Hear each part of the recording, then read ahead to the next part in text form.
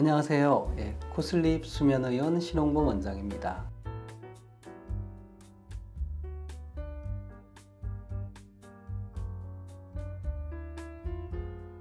코골이와 관련해서 어려움을 겪는 분들 중에서 코골이 방지하는 어떤 기구, 그 중에 코골이 방지 밴드라든지 어떤 치아에 끼는 장치라든지 이런 장치들을 이제 생각해보고 고려해보시는 분들이 이제 있을 수 있습니다.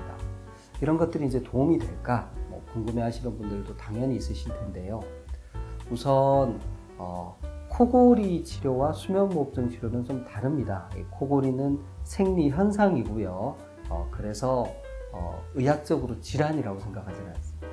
코골이 소음으로 인한 불편은 있고 그 소음을 줄이는 게 중요하겠죠. 한편 코골이의 수면무호흡증이라고 해서 자다가 숨을 멈추는 수면 질환이 이제 동반될 수 있습니다. 이거는 의학적인 질환이고 여기에 대해서는 수술이라든지 구강내 장치, 특히 양압기 치료 등등이 있습니다.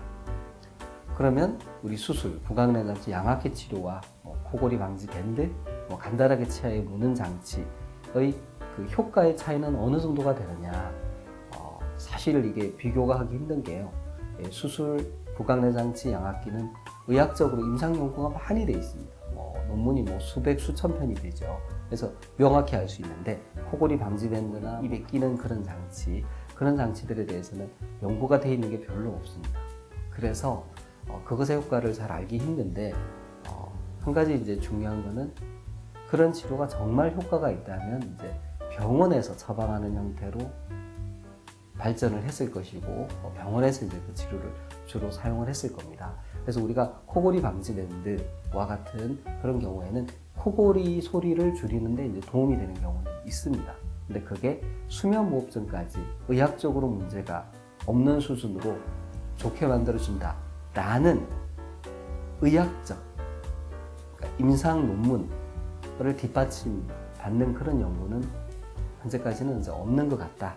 혹시 만약에 그런 제품을 이제 보시고 이게 효과가 있는지 이게 이제 궁금하실 때는 이 근거가 되는 논문이 있는지 그 논문에서 이제 뒷받침하는 그런 근거가 얼마나 확실한지 알아보실 필요는 있겠습니다.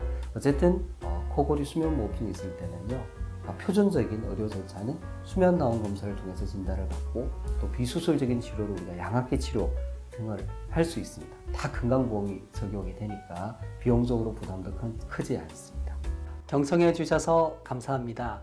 구독, 좋아요, 알림 설정 부탁드립니다.